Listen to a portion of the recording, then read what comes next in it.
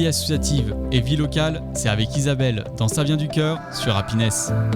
Bonjour à toutes et à tous et bienvenue sur Happiness et dans l'émission Ça vient du cœur, votre rendez-vous hebdomadaire dédié aux initiatives solidaires et aux belles énergies locales. Je suis Isa et chaque semaine je pars à la rencontre des associations de l'Oise et de la Somme qui œuvrent pour améliorer le quotidien, tendre la main et créer du lien. Au programme, des témoignages, des rencontres inspirantes, des projets portés par des bénévoles passionnés et engagés, parce que derrière chaque action, il y a une histoire, un visage, une envie de changer les choses. Alors, ouvrez grand vos oreilles et surtout vos cœurs, et c'est parti pour Ça vient du cœur, l'émission qui met à l'honneur la solidarité locale. Comme tous les mercredis, je suis accompagnée à la technique par mon binôme Maxime. Bonjour Maxime. Bonjour Isabelle, comment tu vas ? Bien et toi ?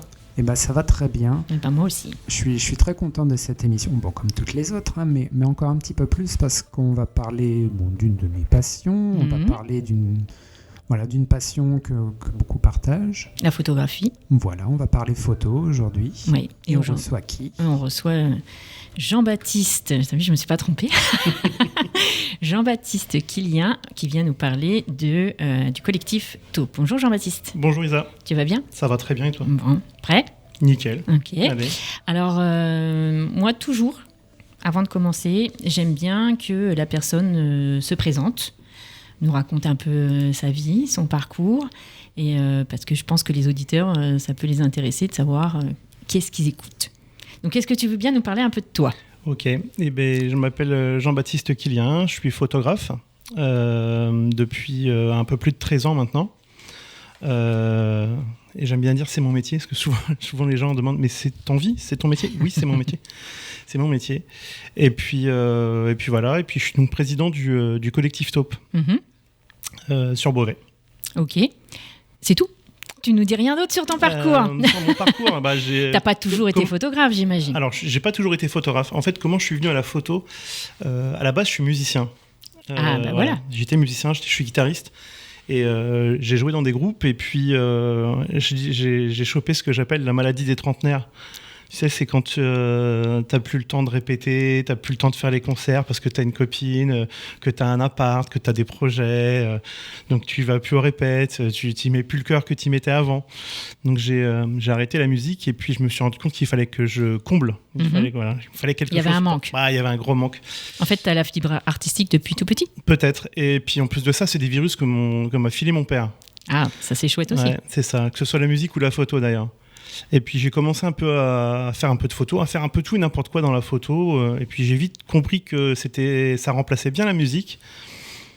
Et j'ai commencé à faire pas mal de portraits. C'était le style, le type de photo que j'aimais faire en tout cas. D'accord. Et puis voilà. Pourquoi ? Capter les... Comment j'en suis venu au portrait ? Capter les émotions ? Je sais pas trop. Peut-être l'envie de raconter. Alors on peut le faire autrement, mais l'envie de raconter une histoire, pour moi, il faut qu'il y ait de l'humain dedans.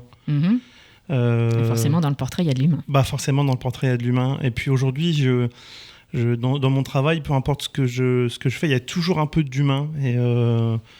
Et voilà, pour moi, ça, c'est quelque chose d'important. Je ne pourrais pas faire de la photo de paysage, par exemple, même si je trouve ça très joli. D'accord. Je pense que je m'ennuierais. Je ne pourrais pas faire de photo animalière non plus. J'avais essayé à une époque, mais c'est pas mon truc. C'est pas là-dedans que je me retrouve.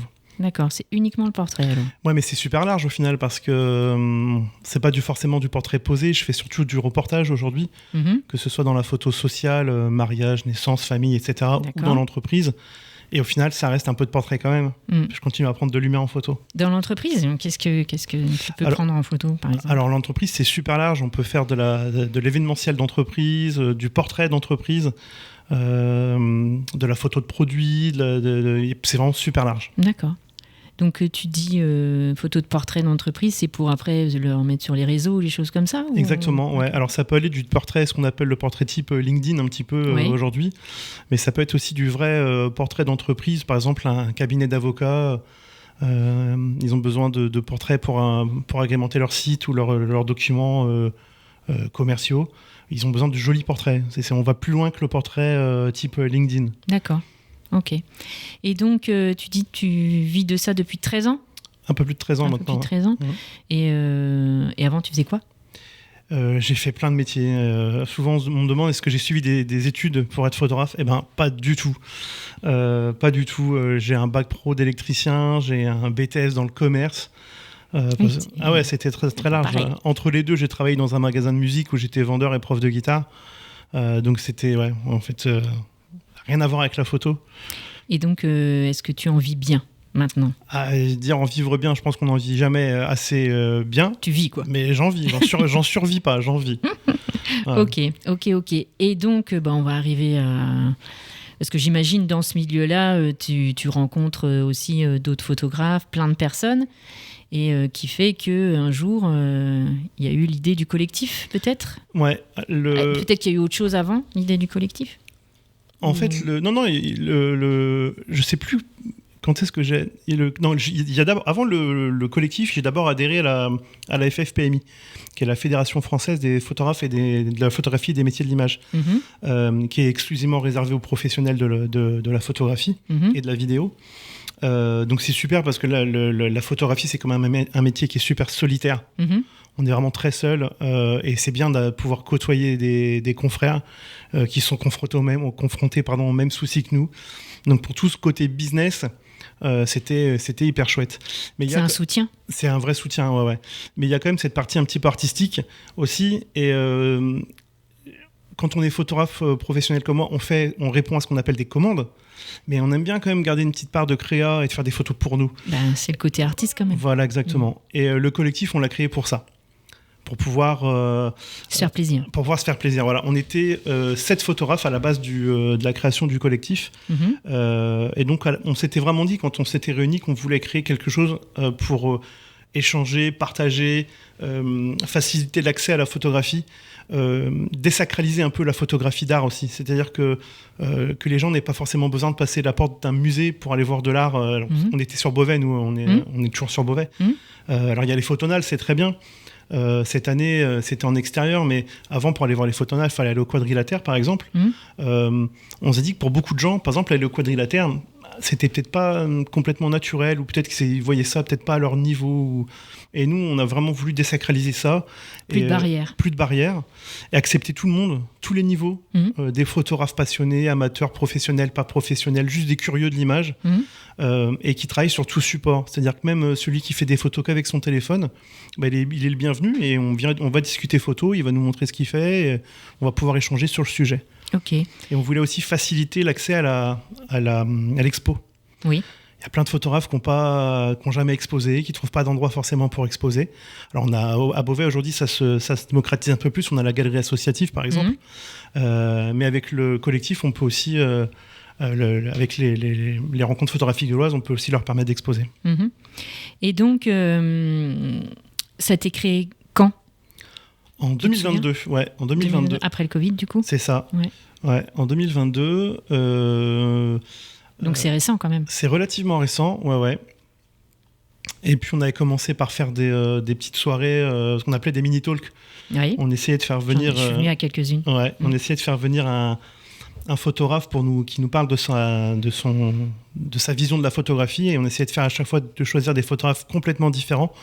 On a eu des photographes qui faisaient de l'astrophotographie, on a eu des photographes de mode, on a eu des photographes de paysages, on a eu vraiment pas mal de choses. Un photographe qui faisait que des paysages de Californie par exemple. C'était l'année dernière. Ça. Ouais. Et donc on essaie vraiment de faire très très large. Lenny Cartier, je crois. C'est ça, complètement. Lenny Cartier, qui va exposer d'ailleurs encore cette année. D'accord. Ouais. Et donc, j'imagine aussi que tu as un sacré réseau aussi d'amis et photographes pour pouvoir... Ouais, le carnet d'adresses est bien rempli. Ouais. Donc, et au niveau donc des membres de l'association ? C'est des photographes que j'ai connus. Et t'en as combien ? Alors, aujourd'hui, on est un petit peu moins. Aujourd'hui, on est 5. D'accord. On a commencé, on était 7. Aujourd'hui, on est 5. Donc ça, c'est ceux qui ont fondé en fait, le collectif avec toi. Et dans des styles complètement différents. On a Sophie, par exemple, qui fait essentiellement de la photo, du portrait d'entreprise pour le coup. Elle, c'est vraiment son domaine. Elle ne fait quasiment que ça. D'accord. On a Rodolphe qui fait beaucoup de photos de concerts et de l'événementiel de spectacle aussi. Cédric Derbez qui vient d'ouvrir son studio à Noailles et qui lui, un peu comme moi, c'est-à-dire qu'on va faire du mariage, de la photo d'entreprise, on a un petit peu plusieurs cordes à notre arc. Donc voilà. Et puis on a Delphine qui a le statut de photographe-auteur et du coup qui est plus dans la photo artistique et des projets artistiques. Les étirements de pixels et tout ça. C'est ça, exactement. Ok. Et donc, est-ce que toutes les personnes qui viennent, par exemple, exposer, parce que ça, c'est votre groupe à vous, c'est un peu le bureau, on peut dire. C'est ça, ouais. Mais les autres photographes peuvent être adhérents. Bien sûr, ouais. Alors la porte, on n'a pas réellement d'adhérents. D'accord. C'est-à-dire qu'en fait, au collectif, la porte, elle est toujours grande ouverte. D'accord. On a des gens qui sont passés, qui sont repartis, qui sont revenus. Sans prendre d'adhésion, forcément. Non, il n'y a pas d'adhésion. D'accord. Vous vivez comment ? Eh ben, on vit comment ? On se débrouille, en fait. Mais c'est vrai, mais c'est une bonne question parce que, par exemple, cette année, pour l'organisation des deuxièmes rencontres photographiques de l'Oise, on se rend compte qu'on est un peu court niveau budget. Si on avait des adhésions, ce serait bien, mais comme on veut justement faciliter l'accès à la photographie, casser ses barrières, etc., pour l'instant, peut-être ça changera un jour, mais pour l'instant, il n'y a pas d'adhésion. D'accord. Ok. Après, si vous voulez envoyer un petit chèque, on est preneur. Ouais, voilà. Il faut en profiter, on est à l'antenne. Donc, il faut lancer un appel au don. C'est ça. Ok, très bien. Et donc, tu parlais des mini-talks. Ouais. Est-ce qu'il y a d'autres choses que vous organisez un peu ou, Ouais, on organise des défis photos. Ouais, ça c'est... Tu peux nous en dire un peu plus là-dessus ? On essaie d'être régulier, mais cette année, ça va être un peu compliqué parce qu'en fait, comme on fait ça ça reste du bénévolat, et qu'on a tous aussi notre job à côté et qu'on est au final dépendant aussi de notre activité pro. Il y a des années où on fait beaucoup de choses, des années où on fait un peu moins de choses. Cette année aussi, on a été beaucoup pris par l'organisation des rencontres photographiques. Donc on essaie de faire un défi tous les 2 mois à peu près, sur des thèmes complètement différents. On envoie la photo sur la boîte mail du collectif. Et puis voilà, après on les affiche sur les réseaux. Il n'y a pas de gagnant, on n'a pas de perdant. Tout le monde est gagnant quand on participe à un défi photo. Est-ce que, du coup, comment on fait quand on est photographe et qu'on veut participer à ce défi photo ? Comment on fait pour... il suffit déjà de suivre les pages, les réseaux du collectif. Ouais. Et puis, donc Facebook, Instagram ? Facebook, Insta, ouais. Et puis, alors les thèmes sont super variés. Et... Ça oblige le photographe qui dort un peu, qui sait pas quoi faire et qui s'embête et qui tourne en rond, et ben ça va l'obliger à aller travailler sur un thème en particulier. Et puis une fois que la photo est faite, il l'envoie directement sur la boîte mail. Et puis nous, quand le défi est clos, on les met sur les réseaux. Et du coup, le thème, vous le décidez au bureau ? C'est ça, ouais. Et comment ça vous vient ? On en discute entre nous, on dit ah ouais tiens ça c'est pas bête et puis voilà. Ok. Super. Mais ça, c'est super large aussi. Ça peut être de la photo de rue, ça peut être travailler sur une pose lente, par exemple, et de se dire, aujourd'hui, je vais faire des photos, mais qu'au 8e de seconde. Ok. Et essayer de faire quelque chose de beau avec ça. Ok. Eh bien, merci Jean-Baptiste. On va passer à la première pause musicale. Nous revoici sur Happiness, dans Ça vient du cœur. Aujourd'hui, nous recevons Jean-Baptiste Quilien avec le collectif Taupe. Il n'y a plus le petit prompteur là, donc du coup voilà, j'ai hésité sur le prénom. Qui nous a parlé un peu de son parcours personnel depuis sa jeunesse. C'était loin. C'était loin. C'est il y a longtemps. Et avec de la fibre artistique qui t'anime depuis tout petit en fait. Et puis de la musique, t'es passé donc à la photo. Et là, on parlait donc du collectif Taupe et de sa création, des différentes activités que tu mets en place. Et on parlait donc des défis photos. Des défis photos, et puis maintenant je pense qu'on peut faire un petit point sur le gros événement qui s'était passé l'année dernière. C'était la création de la première rencontre photographique de l'Oise. Ouais. Et je pense qu'on peut en parler un petit peu. Et puis même avant ça, on avait fait un truc sympa aussi, je sais pas si vous l'aviez vu. Dis-moi. On avait travaillé avec une association beauvaisienne qui n'est plus, mais qui a duré pas mal d'années, qui était Rime Croisée. Oui, je connais bien. Voilà. Je venais au Seine Slam. Et ben voilà. Je venais chanter au Seine Slam.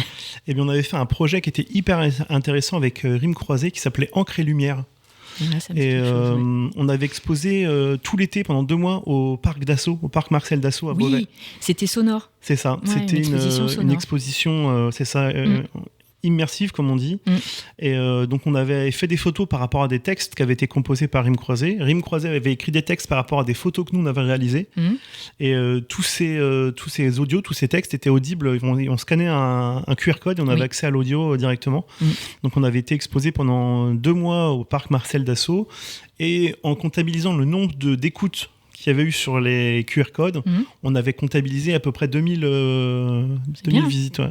C'est plutôt chouette, ça. C'était plutôt pas mal, on était plutôt fiers de nous. Ouais. Et puis c'était vachement varié. Moi, je me souviens, j'y étais allée et j'avais bien aimé. Et ben c'est cool, merci. J'avais bien aimé. Donc ça, c'était le premier gros projet. Ouais, en 2023. Et ensuite, en 2024, donc l'année dernière, on a organisé les premières rencontres photographiques de l'Oise. Qui se sont déroulées à Beauvais dans la salle du Sablier qui est collée à l'Hélispace.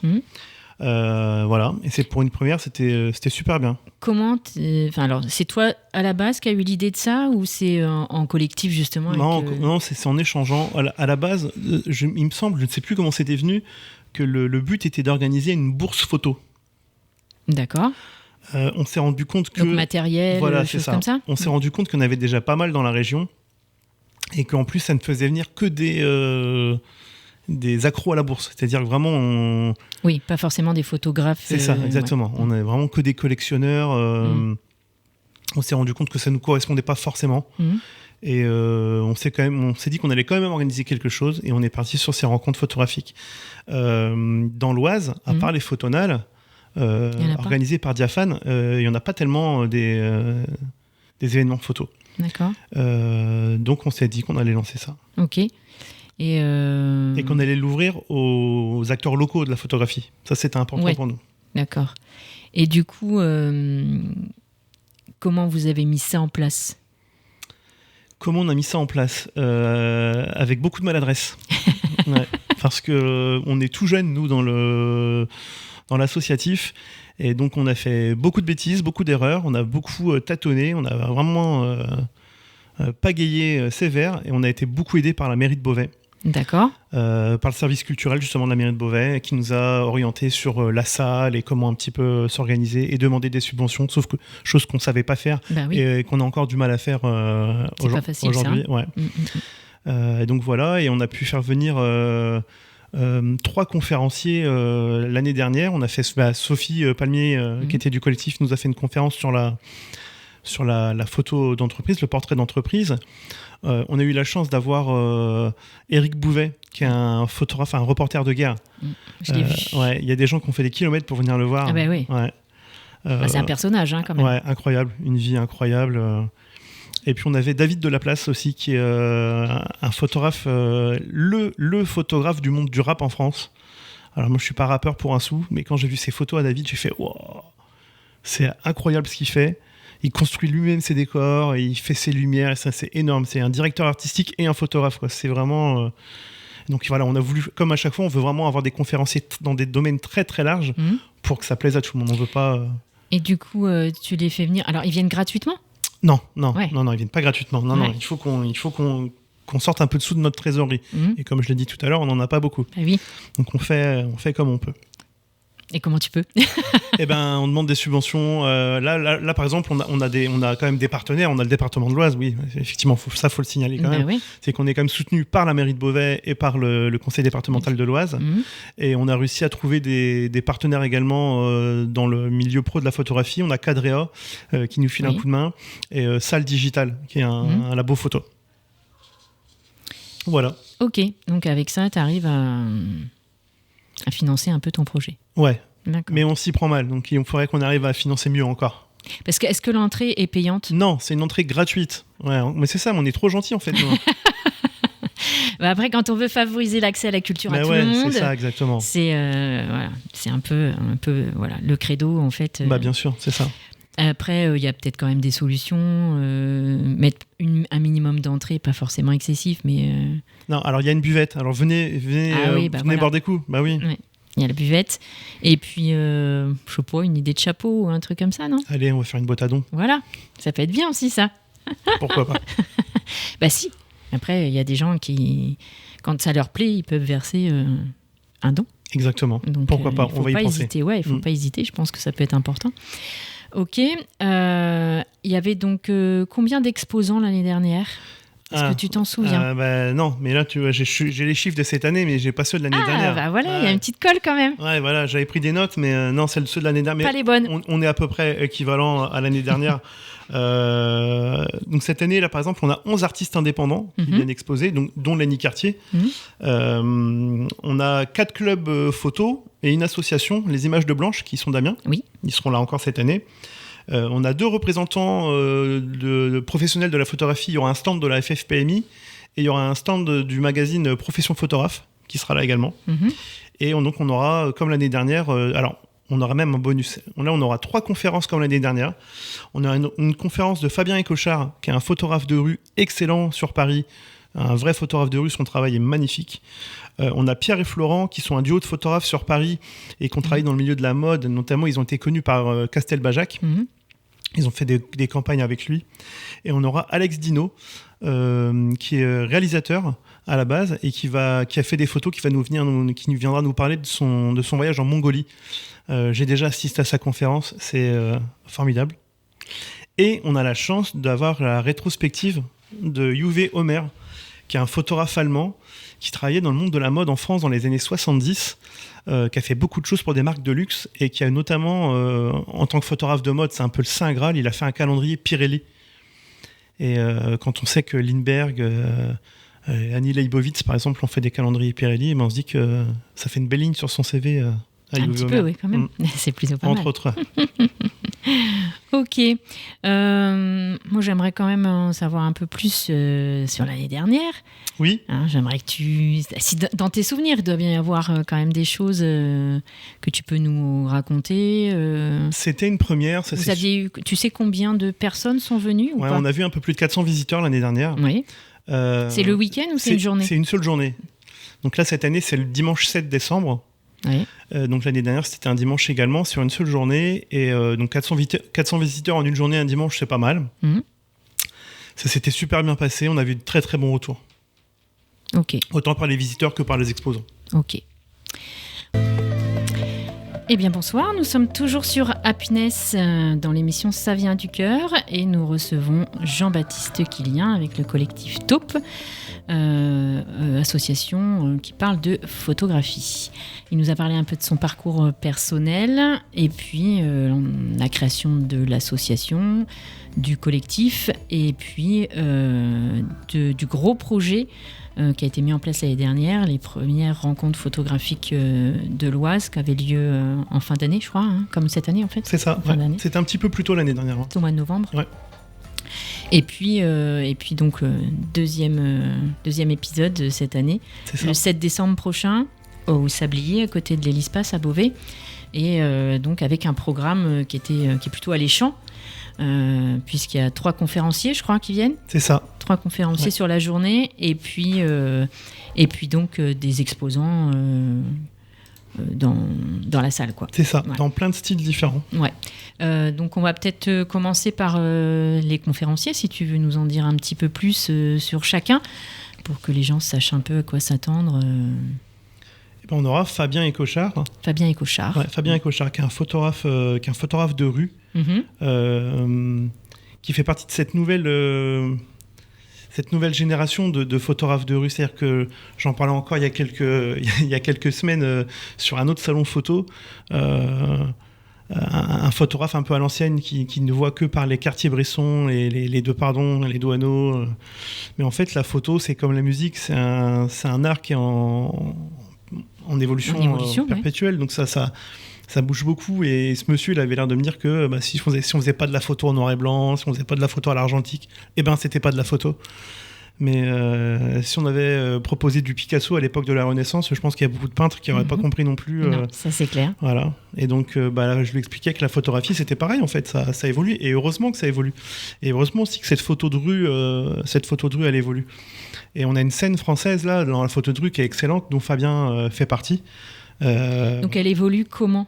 Est-ce que tu peux nous expliquer un petit peu ? Elle évolue elle évolue dans sa manière de prendre les photos. Il n'y a plus vraiment de pause, en fait. Ah non, mais ça pose pas. Non. Alors ça. C'est vrai que c'était peut-être pas le cas à l'époque des grands photographes comme Doisneau. Aujourd'hui, on s'aperçoit que ces photos de rue, elles étaient peut-être un peu scénarisées, elles étaient peut-être un peu posées quand même. Pas si naturel que ça. C'est ça, finalement. pas si naturel que ça. Là, la façon de prendre les photos, la façon de voir la vie dans la rue aussi, elle est différente. Donc c'est ce regard qui est super intéressant, ce regard moderne qu'il a Fabien là-dessus. Donc voilà, c'est ce nouveau style de photo de rue que j'aime beaucoup. D'ailleurs, il y a peut-être 1 an ou 2, je fais des photos tous les jours pour mon boulot, mais j'en faisais beaucoup moins pour moi. Et j'en ai presque marre de faire de la photo. C'est-à-dire que je partais en vacances avec ma femme et mes enfants, je faisais pas de photos. J'avais plus envie. C'est dommage. C'était mon outil de travail et je prenais mes appareils photo avec moi, mais en fait, ils partaient en vacances, mais ils sortaient pas de leur sac. Et puis je me suis plongé dans la photo de rue et ça m'a donné envie de faire de la photo pour moi. Et voilà. Donc aujourd'hui, d'aller chercher le naturel. Exactement. Donc mon projet perso, à moi, ça tend vers la photo de rue en ce moment. D'accord. Ok. Mais comme je disais, il faut toujours qu'il y ait de l'humain dedans. C'est-à-dire que c'est pareil, la photo de rue, c'est très large aussi. On peut s'orienter vers de l'architecture, par exemple, ou des formes géométriques, ou plein de choses. Moi, il me faut de l'humain. Il faut que ce soit naturel et il faut qu'il y ait de l'humain. Et t'as pas de contraintes quand c'est l'humain, quand même ? En tant que photographe, alors les droits à l'image, c'est ça, exactement. Comme ça, par exemple, alors ça c'est un sujet qui revient régulièrement. Et un monsieur qui me disait justement il y a 2 semaines, un vieux monsieur encore qui travaillait à l'ancienne, qui disait oui, on n'a pas le droit, c'est interdit. En fait, c'est pas interdit du tout, et heureusement que c'est pas interdit du tout. C'était pas interdit à l'époque de Doisneau, Cartier-Bresson, etc. C'est toujours pas interdit aujourd'hui. Après, c'est une histoire d'éthique. On l'a ou on l'a pas. Quand on prend des gens en photo, faut qu'on le fasse dans le respect aussi de la personne. Et tant qu'on le fait dans le respect, y a pas. Et c'est toujours aussi comment on utilise l'image derrière. Si demain je prends quelqu'un sans son autorisation en photo, puis que j'essaie de vendre des cartes postales dans Paris avec sa tête dessus, c'est pas très réglo. Oui. Mais du moment que c'est fait en respectant une certaine éthique, il y a aucun problème. Parce qu'après, ça peut être compliqué. Enfin, je veux dire, tu te balades dans la rue, tu vois une image, tu vois quelqu'un, tu prends la photo et après tu la publies. T'as pas forcément du coup son autorisation pour ça. C'est ça, mais ça fait partie. C'est un peu cette forme d'art aussi. Mais ça, on a le droit du coup. Ça, on a le droit, ouais, bien sûr. Bien sûr. C'est bien de le savoir aussi. Tant que ça porte pas atteinte à l'intégrité morale de la personne, c'est le terme technique. Voilà. Ok. Donc c'est Fabien, comment tu m'as dit ? Écochard. Fabien Écochard, donc photographe de rue. Exactement. Essentiellement. Il est réalisateur aussi, également, réalisateur de films. D'accord, ok. Et puis on a aussi Pierre et Florent. Donc Pierre et Florent, c'est un duo de photographes parisiens qui ont travaillé dans la mode et dans la publicité. Qui ont travaillé notamment, comme je disais tout à l'heure, avec Castelbajac. C'est lui qui les a un petit peu lancés à l'époque. Et aujourd'hui, ils ont des travaux beaucoup plus personnels. Ils ont notamment une série qui s'appelle Mémoire habillée, qui a été exposée par Diaphane sur les Photonales à Beauvais. Et donc c'est pareil, super intéressant. C'est des récits visuels où le vêtement et la mémoire sont liés en fait. D'accord. Alors il faut voir les images pour comprendre. Oui, j'imagine. Mais ils ont réussi à me tirer des larmes quand ils ont fait leur conférence, leur mini-talk au sein du collectif l'année dernière. Leur façon d'expliquer ça, c'est très chouette. C'est une très belle vision en tout cas de la photographie et c'est un super beau projet. D'accord.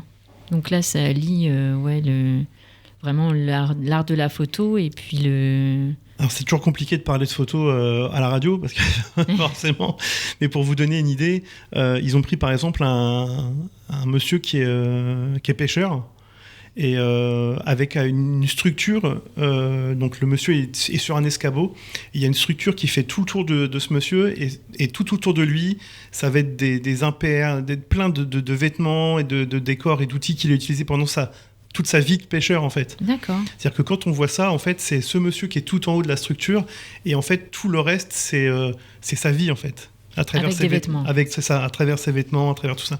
Ça doit être hyper intéressant. C'est super, je vous en parle, j'ai les poils qui se dressent. Ouais, moi aussi. Et voilà, c'est super beau, il faut le voir, c'est magnifique. Ouais. Ok, et puis donc, troisième... Et il y aura Alex Dino. Alex Dino, c'est un photographe que j'ai eu la chance de rencontrer là récemment, qui lui aussi est réalisateur de films, et qui était parti réaliser un projet en Mongolie, qui suivait un militaire français qui avait créé une sorte d'association, une sorte d'entreprise qui fait des raids des sorties en milieu hostile, j'ai envie de dire, pour les militaires en syndrome post-traumatique. D'accord. C'est particulier. Ouais, c'est un militaire qui aujourd'hui travaille pour ces militaires justement qui sont en syndrome post-traumatique. Parce que oui, quand on parle de blessés de guerre, on imagine souvent des gens qui sont blessés dans leur chair, mais il y a des gens qui traînent aussi un bagage psychologique qui est très très dur. Oui. Et donc faut y penser aussi. Et donc ils avaient décidé de faire un raid en Mongolie, 500 km à cheval en Mongolie. Et donc Alex est parti pour filmer cette aventure, et il en a profité pour faire des photos également. Et il lui est arrivé, c'est pareil, il faudra assister à la conférence, mais c'est un chat noir, Alex. Il lui est arrivé des histoires incroyables pendant la réalisation de ce film, et ça fait des photos incroyables aussi. Donc ça, ce sont les 3 conférenciers cette année. C'est ça, les 3 conférenciers. Et puis comme je vous disais tout à l'heure aussi, on a la chance d'avoir Uwe Omer. Alors ça, c'est une rencontre improbable. Donc Uwe Omer est un grand photographe, vraiment quelqu'un de reconnu dans le métier, mais qui était très très connu en France dans les années 70 pour avoir travaillé dans le monde de la mode et de la publicité. Il travaillait pour des marques de luxe. Et puis on a Cédric Derbez, donc un photographe du collectif, qui a monté son studio, qui est un studio qui est tout récent à Noailles. Et un jour, c'est ça, dans l'Oise. Et un jour, il y a un monsieur qui vient toquer à sa porte et qui lui dit moi aussi je suis photographe, avec un fort accent allemand. Moi aussi, je suis photographe, je m'appelle Uwe Omer, et en fait, il habite, mais à côté, quoi. Ah, d'accord. C'est ça. Il vient, et il habite en France, à côté du studio. Et donc, ils ont échangé. On lui a proposé de faire une rétrospective de son travail. Cédric a fait plusieurs allers-retours chez Uwe pour faire le choix des photos. Et il nous disait encore cette semaine, Cédric... c'est un grand malade, Uwe, c'est-à-dire que des photos, il appelle Cédric pour lui en proposer sans arrêt.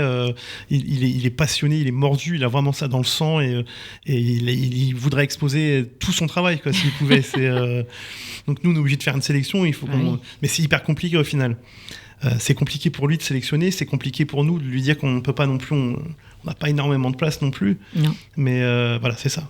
C'est pareil, ça va être incroyable. On a énormément de chance de l'avoir. Bon, ça donne envie de venir oui, j'espère bien.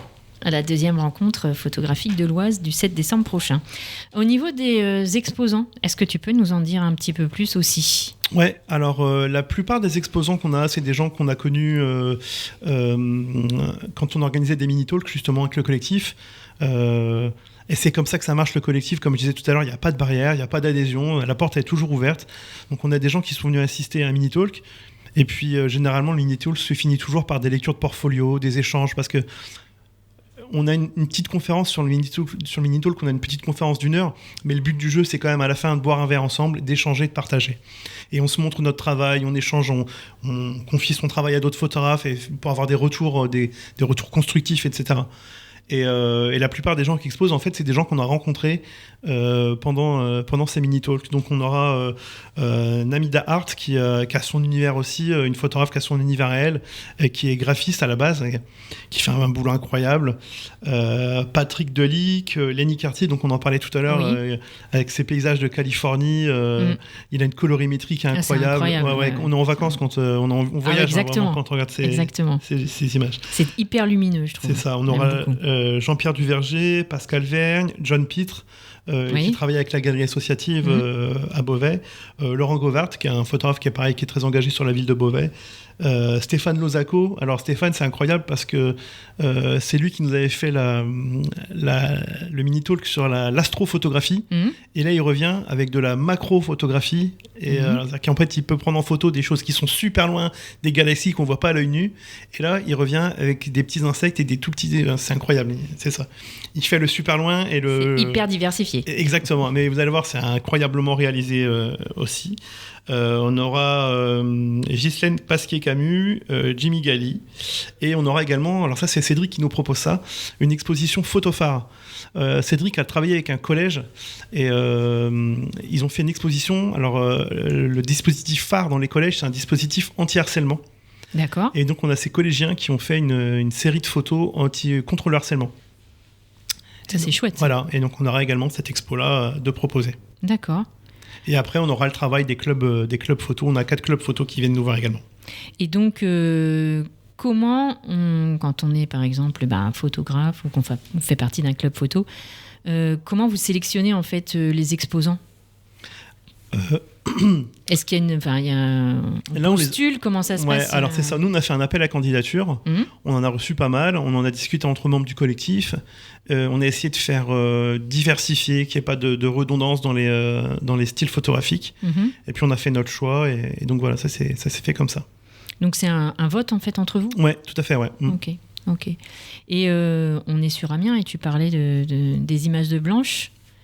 Qui seront présents encore, oui. C'est ça ? Ouais. On peut peut-être en parler un petit peu, parce tout que à c'est fait. associatif aussi et pour une bonne cause. Exactement. C'est Delphine, donc une membre du collectif, qui les avait, parce que comme elle est d'Amiens, elle était plus proche des images de Blanche, elle les avait rencontrées une première fois. On avait participé en tant que collectif à une vente aux enchères avec eux, et puis on les a fait venir l'année dernière sur les premières rencontres, et donc ils seront là aussi cette année. Ok. Voilà. Ok. Et il n'y a pas de vente de photos, choses comme ça qui sont organisées. Alors, est-ce que les photographes peuvent vendre leurs œuvres ou pas ? Ouais, les photographes peuvent vendre leurs œuvres. Nous, alors, on prend pas de commission sur les ventes, mais on sait ça, on est mauvais en fait. On devrait prendre des soins à chaque fois. On se rend compte. Tu vois, à force de parler, tu réfléchis à des choses. On se rend compte qu'il y a moyen de récupérer des soins à droite à gauche. Donc non, les photographes peuvent vendre leurs œuvres s'ils veulent, et nous on prend pas de com dessus, on les laisse faire leurs affaires. C'est pour eux. Voilà, exactement. Super. Après, ils ont le droit de nous payer un coup quand même. Ça, c'est pas interdit. Ça, c'est le côté sympa. Bah ouais. Nous revoici sur Happiness dans l'émission Ça vient du cœur. Aujourd'hui, nous recevons Jean-Baptiste Quillian avec le collectif Taupe, un collectif qui vient nous parler de photographie. Donc Jean-Baptiste nous a parlé de son parcours un peu personnel, la création du collectif. On a parlé beaucoup de la deuxième rencontre photographique de l'Oise, puisque c'est bientôt, c'est dans 2 semaines. Ça arrive vite. Le dimanche 7 décembre, au Sablier, à côté de l'Hélice-Passe à Beauvais. Donc n'hésitez pas. Tu as les horaires ? 10h30, 19h, je crois, de tête. 10h30, 19h. Ouais, okay. Donc vous allez sur Beauvais, vous achetez votre sapin, puis après vous passez... Donc tu nous as parlé aussi pas mal là, des conférenciers, hein, ça a l'air très, très, très intéressant en tout cas d'aller les écouter. Oui. Et d'apprendre plein de choses sur leur art et puis sur la photographie en général. Pourquoi le collectif Taupe ? Qu'est-ce que c'est Taupe ? T-A-U-P. C'est ça, ouais. Alors, qu'est-ce que ça veut dire ? Taupe, en fait, c'était pour tous autour d'une photo. D'accord. Et puis on trouvait ça marrant de prendre un animal qui ne voyait pas grand-chose. Oui, c'est vrai. En tant que logo pour des photographes. Ok. Donc le logo, c'est une taupe ? Le logo, c'est une taupe, okay. Tout à fait. Okay, on est nous tous des taupes, et entre nous, on s'appelle des taupistes. Et donc, qui a eu l'idée au départ ? Je crois que c'est moi. Ça n'a pas fait marrer tout le monde, mais c'est moi le président, donc j'impose les choses. Quoi. C'est bien, t'as raison. Voilà, au bout d'un moment, c'est qui le taulier, quoi. Exactement. Je suis tout à fait d'accord avec toi. Ok, très bien. Donc on sait d'où ça vient maintenant, le collectif Taupe. Juste peut-être reparler un petit peu aussi des conférenciers de l'année dernière, parce que moi j'étais présente et y en avait un qui m'avait vraiment marqué, c'était Éric Bouvet. Ouais. Dans sa façon en fait de raconter ses expériences. Il a fait beaucoup de choses, il a eu 1000 vies, cet homme. Et des choses pas forcément évidentes à vivre. Alors c'est ça, ouais. Il le racontait avec un détachement quand même assez...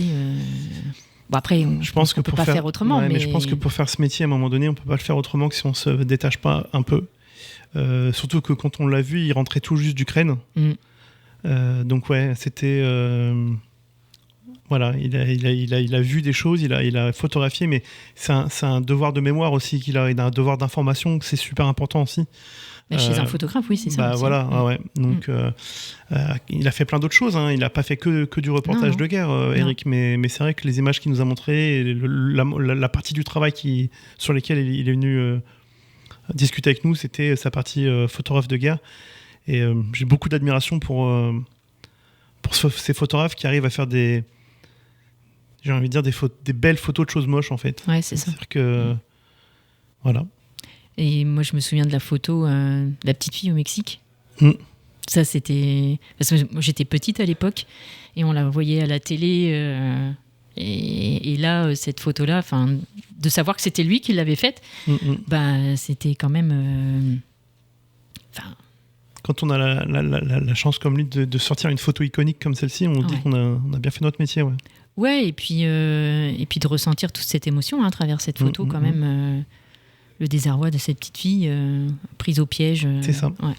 Donc, en tout cas, des beaux personnages qui sont invités, en tout cas, aux rencontres photographiques. On essaie, il y a du beau linge. Ouais, non, c'est chouette. C'est chouette. Parce que Beauvais, c'est une petite ville quand même, mais du coup, ça met un petit truc en plus. C'est ça.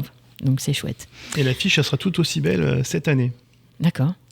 Elle est sur les réseaux déjà, peut-être? Ouais. Alors, en fait, je vous ai parlé tout à l'heure d'Alex Dino, donc ce photographe qui a travaillé en Mongolie. En fait, Alex, il est arrivé un peu comme un cheveu sur la soupe. C'est-à-dire qu'on a un photographe qui était prévu à la base, qui est Pierre Terrasson, qui ne peut plus venir parce qu'il a des problèmes de santé. Et donc, il a fallu trouver un remplaçant pour rien vous cacher. Je crois que je l'ai trouvé il y a 1 semaine et demie. Mais comme je l'avais rencontré il y a quelques jours sur un autre salon de photo qui était à Soissons, et j'ai très bien accroché avec lui, quand on s'est retrouvé avec un conférencier en moins, j'ai pris mon téléphone, j'ai appelé Alex et je dis ça te dirait de faire la même chose à Beauvais? Ouais, je suis partant. Et voilà. Et voilà. Et ça, c'est fait. Ça, c'est chouette aussi. Est-ce que tu veux lancer un appel pour les financements, les choses comme ça? Comme on est à la radio, est-ce que tu veux en profiter? J'aimerais, mais je ne sais pas faire. En fait, je suis vraiment pas doué pour ces trucs-là, moi. Aujourd'hui, comme je vous dis, on a la chance d'avoir des beaux partenaires comme la ville de Beauvais et le conseil départemental de l'Oise.